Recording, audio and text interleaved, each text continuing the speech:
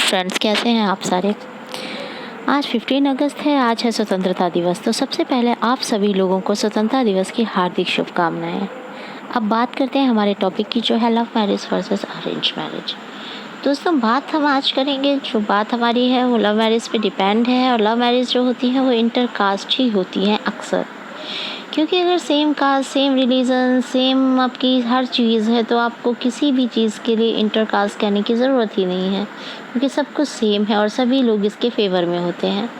But जब बात inter caste की होती है तो इसका फेवर कोई नहीं करता।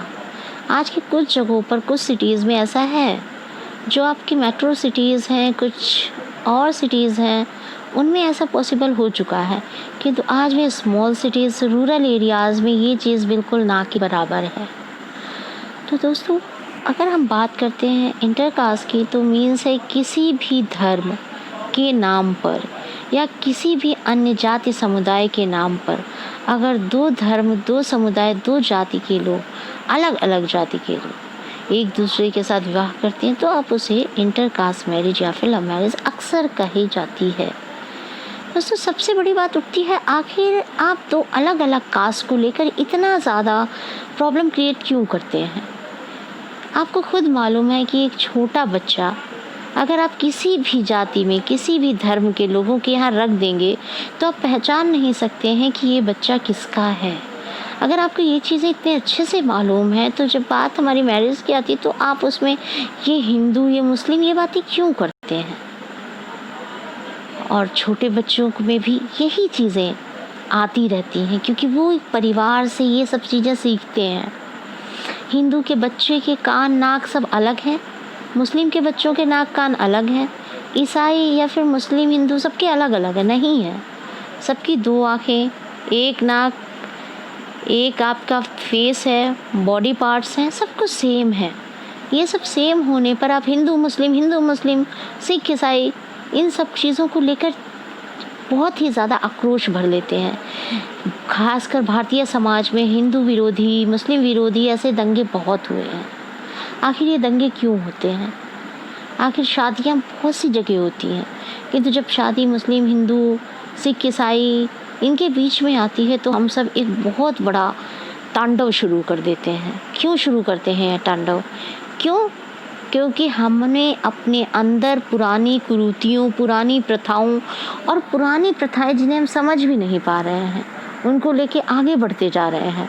आगे बढ़ने की वजह से हम हमेशा ये सोचते हैं हिंदू अच्छा है, नहीं मुस्लिम अच्छा है, नहीं सिख अच्छा है, नहीं ईसाई अच्छा है।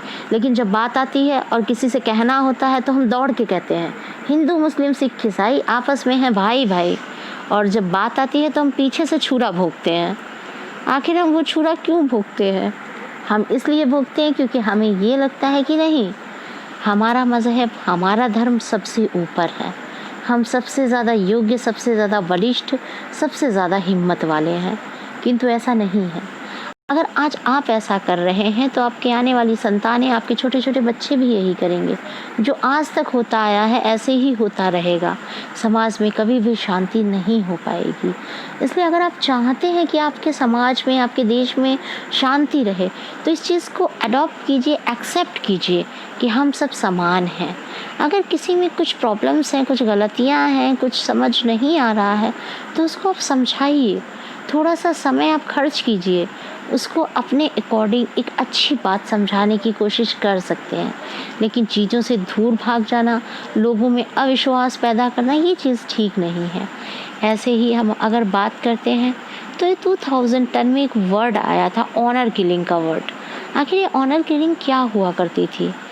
जब किसी परिवार में किसी भी महिला सदस्य की, मैक्सिमम महिलाओं की बात होती थी, महिला सदस्य की उसके सगे संबंधियों द्वारा उसकी हत्या कर दी जाती थी, उसे कहा जाता था ऑनर किलिंग।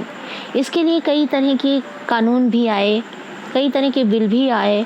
सुप्रीम कोर्ट ने 2010 में एक बिल पास किया था, जिसमें ऐसा था कि जब आप बात ऑनर किलिंग की करते हैं तो ऑनर किलिंग में अगर आप इसको अच्छे से देखेंगे तो ऑनर किलिंग एक मर्डर है। और मर्डर क्या होता है कि इसमें अगर आप बात आर्टिकल 19, आर्टिकल 21 की बात करते हैं, जिसमें गरिमा के साथ जीने का अधिकार हर मनुष्य को है, ऑनर किलिंग इस चीज़ को बिल्कुल भी इस चीज़ का उल्लंघन करता है, जो पॉसिबल नहीं है। ऐसे ही दोस्तों अगर हम बात करते हैं 2010 में जो मैं सुप्रीम कोर्ट के कठोर कदम की एक बात की है मैंने, उस 2010 में जो कठोर कदम आया था वो ये था कि 2010 में एक बिल आया था हमारा, prevention of crime in the name of honour and tradition bill, जिसके तहत ये कदम उठाया गया था। आईपीसी की धारा 302 और 304 ये मृत्यु का प्रावधान करती हैं, लेकिन मृत्यु किसी भी तरह से की जाए, आप उसे मर्डर कहते हैं और उसके अगेंस्ट आपको जिस तरह की भी सज़ा होती है दी जाती है। लेकिन मृत्यु क्यों की गई, मृत्यु जिसकी की गई उसका मेन रीज़न क्या था, ये चीज़ भी थोड़ा सा ध्यान में रखा जाता है। दोस्तों अगर हम बात श्रीमद् भगवद गीता की करते हैं तो उसमें भी आप देखेंगे कि अध्याय 4 छंद 13, अध्याय 1 छंद 44 और 41, गीता अध्याय 2 में छंद 3, इनमें अगर आप देखेंगे तो भगवान श्री कृष्ण भी इंटरकास्ट का सपोर्ट करते हैं। अगर हमारी पुराने ग्रंथ हैं या कोई चीज़ इस चीज़ का सपोर्ट करती है तो हमें ये भी ध्यान में देना चाहिए कि अगर वो हमारा सपोर्ट कर रही है तो हम उसके अगेंस्ट क्यों जा रहे हैं। किसी भी चीज़ को समझना और उसका सही अर्थ निकालना बहुत ही ज़्यादा ज़रूरी है, क्योंकि अगर अर्थ गलत होता है तो अर्थ एक अनर्थ पैदा कर देता है जो आपके साथ साथ आने वाली पीढ़ियों तक आगे चलता रहता है। इसलिए किसी भी चीज़ को पढ़ें, समझें या जानें तो उसके अर्थ को समुचित ज्ञान के साथ ही पढ़ें, क्योंकि आपने एक मुहावरा सुना होगा, अधजल गगरी छलकत जाए। अगर ज्ञान पूरा नहीं है, अधूरा ज्ञान है, तो वो ज्ञान आपको कहीं भी किसी भी कुएं या खाई में ढकेल सकता है। इसलिए